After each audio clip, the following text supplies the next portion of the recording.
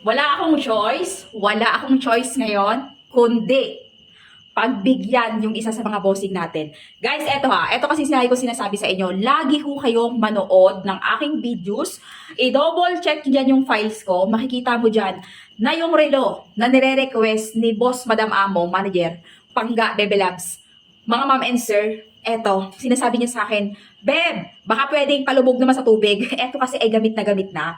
Kung napapansin nyo at kung matagal na kitang follower, lagi ko tong siniswimming, nililigo, hinuhugas, nilalaba, yes, mga pangga ko. Panoorin nyo dyan yung mga vlog natin regarding for this watch na ko, grabe maaamis kayo. And for this one, kung lubog lang ang pag-uusapan, eto na, eto na, eto na mga pangga.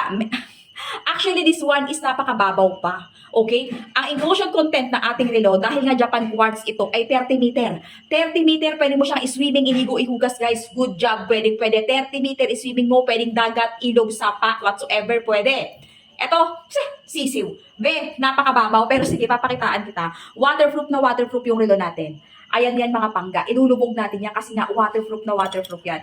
Waterproof po talaga yung mga produkto natin. Authentic na authentic. Japan quartz po yung product natin. Okay mga bossing ko? Discounted po ito. Saan mag-check? Diyan lang sa aking yellow basket para literal yung mag-check out nyo.